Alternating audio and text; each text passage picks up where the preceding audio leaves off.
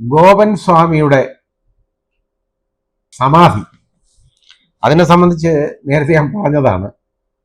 അപ്പോൾ അതിനെക്കുറിച്ച് കൂടുതൽ വിവരങ്ങൾ വന്നുകൊണ്ടിരിക്കുന്നു.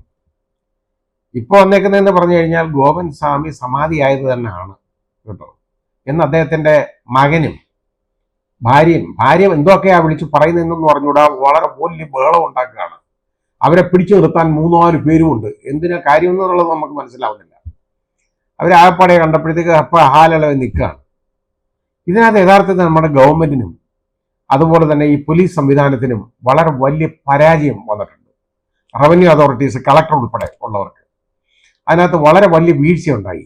അതിൻ്റെ കാരണം ഇത് കഴിഞ്ഞ ശനിയാഴ്ച പുറത്തു വന്ന ഒരു കാര്യമാണ്. അന്ന് പെട്ടെന്ന് ക്വിക്കായിട്ട് തീരുമാനം എടുത്തിരുന്നെങ്കിൽ അവിടെ പ്രശ്നമില്ല.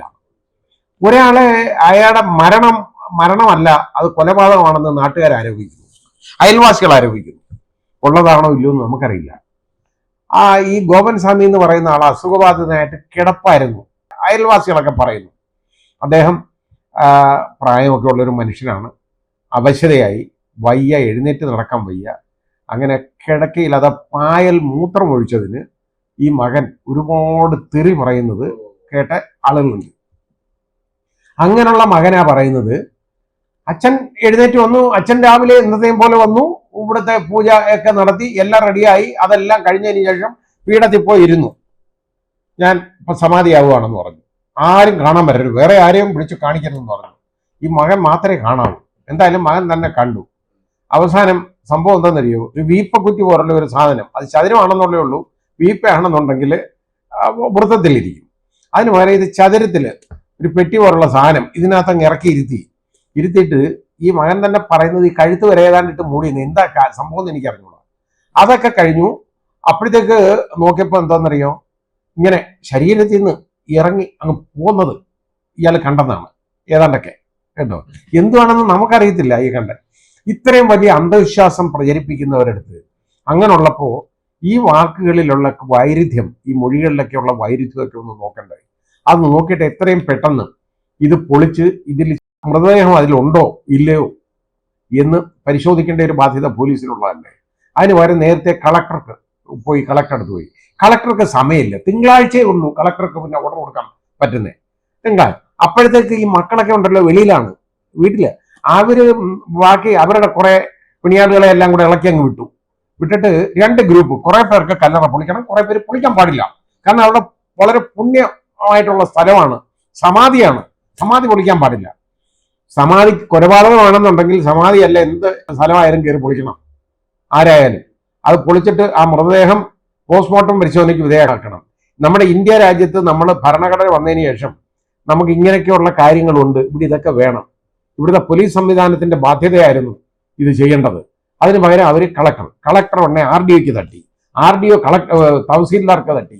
കാരണം ആ രീതിയിലേക്ക് തട്ടിക്കൊണ്ടിരിക്കുക ഇത്. അവസാനം ഇപ്പൊ തീരുമാനം എന്നത്തേക്ക് പൊളിക്കാം, അത് ഇന്നലെ നോക്കിയപ്പോൾ കുറെ പേര് തടഞ്ഞു. അത് അവിടുത്തെ പ്രശ്നം സംഘർഷ ഭരിതമായ ഒരു അന്തരീക്ഷമായതുകൊണ്ട് അത് ഒന്ന് എപ്പോഴാണെന്ന് തീരുമാനമെടുത്തിട്ടില്ല.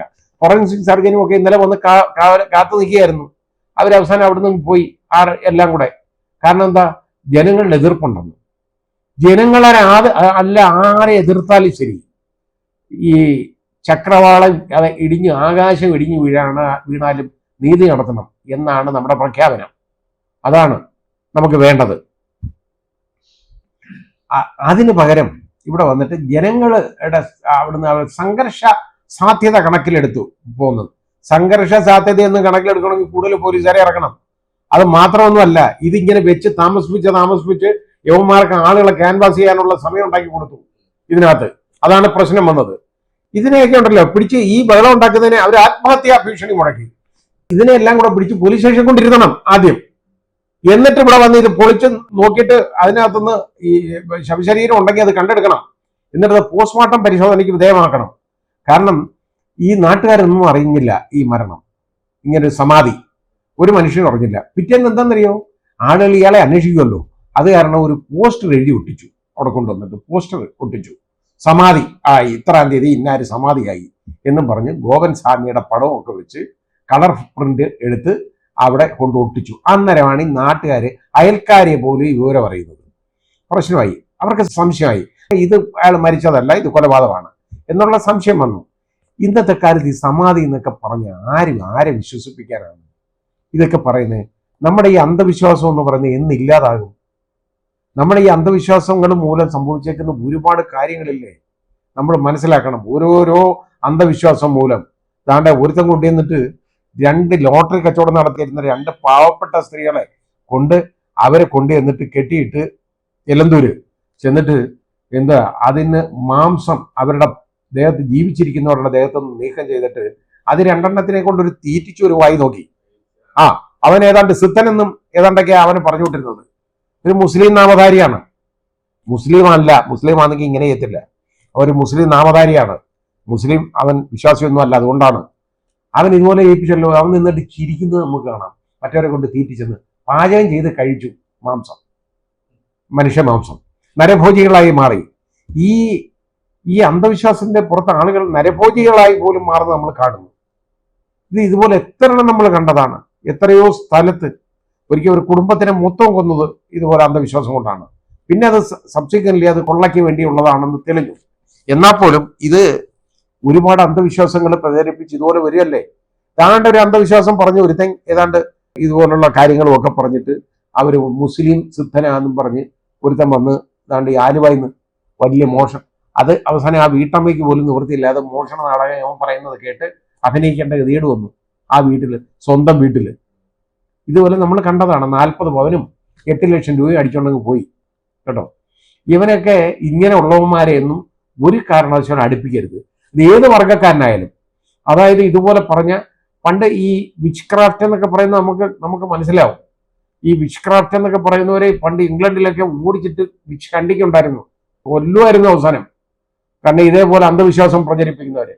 ഇവിടെ ഈ അന്ധവിശ്വാസം എന്ന് പറയുന്നത് വളരെ കൂടുതലാണ്. ആ രീതിയിലേക്ക് മാറിക്കൊണ്ടിരിക്കുന്നു സമൂഹം. ഇതൊക്കെ ആദ്യം മനസ്സിലാക്കണം. നിങ്ങൾ ഓരോ മതത്തെ വിശ്വസിച്ചോളൂ, നിങ്ങൾ നിങ്ങളുടെ മതത്തിന്റെ ആചാരങ്ങളൊക്കെ നടപ്പായിക്കോളൂ. പക്ഷേ വിശ്വാസമാകാം, അന്ധവിശ്വാസമാകരുത്. ഒരിക്കലും ആകാൻ പാടില്ല. ഇതുപോലൊക്കെ ഓരോരുത്തന്മാർ ഓരോന്ന് പറയും, അങ്ങനെ ഞങ്ങൾ മന്ത്രവാദം ചെയ്തു തരാം. ഈ മന്ത്രവാദി എന്നൊക്കെ വരുന്നുണ്ടല്ലോ എല്ലാം മുഴുവൻ കള്ളന്മാരാണ്. ആദ്യം അത് തിരിച്ചറിയുക. അങ്ങനൊന്നും ഈ ലോകത്തൊന്നും നടക്കത്തില്ല. നമ്മൾ ആദ്യം മനസ്സിലാക്കണം. റിയാലിറ്റിയിലേക്ക് വരിക. നമ്മൾ കാണുന്നതിന് നമ്മൾ ശരിയായിട്ട് വിശ്വസിച്ച് അതിലോട്ട് പോവുക. പിന്നെ പറഞ്ഞു കേൾക്കുന്ന മരിച്ചതിന് ശേഷമുള്ള കാര്യം, അത് മരിച്ചതിന് ശേഷമല്ലേ. വേറെ നമ്മൾ കണ്ടല്ലോ, ഒരു 2 സ്ത്രീയും ഒരു പുരുഷനുമായിട്ട് നേരെ അവരും അന്ധവിശ്വാസത്തിന്റെ ഇരകളായിട്ട് മാറിയതാണ്. അരുണാചൽ പ്രദേശിൽ പോയിട്ട് അവിടെ ആത്മഹത്യ ചെയ്തു. കാരണം അവർക്ക് ഇവിടെ പോരാ, കാരണം ഏറ്റവും ഉയർന്ന സ്ഥലത്ത് ചെല്ലണം. അപ്പൊ നോക്കിയപ്പോൾ ഹിമാലയ സാനുക്കളോട് ചേർന്ന് കിടക്കുന്ന അരുണാചൽ പ്രദേശ് അതിനെ പറ്റിയ സ്ഥലം. അവിടെ പോയി ആത്മഹത്യ ചെയ്തു. ഇത് നമ്മൾ കണ്ടതാണ്. ഇത് മുഴുവൻ ഏതാണ്ട് ഈ രീതിയിൽ സെലസ്റ്റിയൽ വേൾഡിലേക്ക് ഉള്ള ആ പ്രവേശനത്തെ കുറിച്ചൊക്കെ ഉള്ള റിസർച്ച് ഇവർ നടത്തിയ ഒരു പെണ്ണ് നടത്തിയാണ് ആ 3 എണ്ണവും പോയി ആത്മഹത്യ ചെയ്തത്. ഇത് അന്ധവിശ്വാസങ്ങൾ എന്ന് തീരും നമുക്ക് ഈ കണക്കിന്? ഇത് എന്ത് പറഞ്ഞാലും ഈ അന്ധവിശ്വാസമല്ലേ ഉള്ളത്, അതിന്റെ പുറകിലല്ലേ ഉള്ളത്. അത് വരരുത്, അത് മാറണം. ഈ അന്ധവിശ്വാസം കൊണ്ട് നടന്ന് ഇങ്ങനെയുള്ള ഉപദ്രവങ്ങൾ ഉണ്ടാക്കരുത്. ഇനി ഇതിപ്പോ എന്താണെന്നറിയോ, നമ്മുടെ നിയമവാഴ്ച നമുക്ക് വേണ്ടേ? Rule of law. ആ നിയമവാഴ്ച വേണമെന്നുണ്ടെങ്കിൽ സമൂഹത്തിൽ ഒരു കൊലപാതകം നടന്നാൽ അത് കൊലപാതകമാണോ ഇല്ലെന്ന് തിരിച്ചറിയണ്ടേ? ഇനി ഇത് കൊലപാതകമാണെന്ന് നമുക്കറിയില്ല. ചിലപ്പോൾ അയാൾ ഇരുന്ന് മരിച്ചിട്ട് എടുത്ത് അതിനകത്ത് വെച്ചതാണെങ്കിൽ ഒരു കുഴപ്പമില്ല, അത് ചെയ്യാം. പക്ഷെ അങ്ങനെയുള്ളപ്പോഴും നാട്ടുകാരെ വിളിച്ച് കാണിക്കാമായിരുന്നു ഈ ശവശരീരമെങ്കിലും. അത് കാണിച്ചില്ല. അയൽക്കാരെയെങ്കിലും കാണിക്കാമായിരുന്നു, അതും കാണിച്ചിട്ടില്ല. ഇനി ഇയാളെ ഇതിനകത്ത് ഇറക്കിയിരുത്തി, ജീവനുള്ള ഇയാളെ ഇറക്കിയിരുത്തി കോൺക്രീറ്റ് അടപ്പ് കൊണ്ടത് അടച്ച് സിമെന്റ് ചെയ്തതാണെങ്കിൽ ശ്വാസം മുട്ടി മരിച്ചാണ്, അതോ അത് ഈ കൊന്നു വെച്ചതാണോ എന്ന് പോലും ആർക്കും അറിയില്ല. അതിന് പരിശോധിക്കണം എന്ന് പറയുന്നത് പോലീസിന്റെ ബാധ്യതയാണ്. ആ പരിശോധിക്കേണ്ടത്, അത് പരിശോധിപ്പിക്കണം. അപ്പൊ അതിന് ഇത് ഞാൻ കെട്ടിവെച്ചേക്കാണ്. ഇവിടെ ഈ സമാധിയാണ്.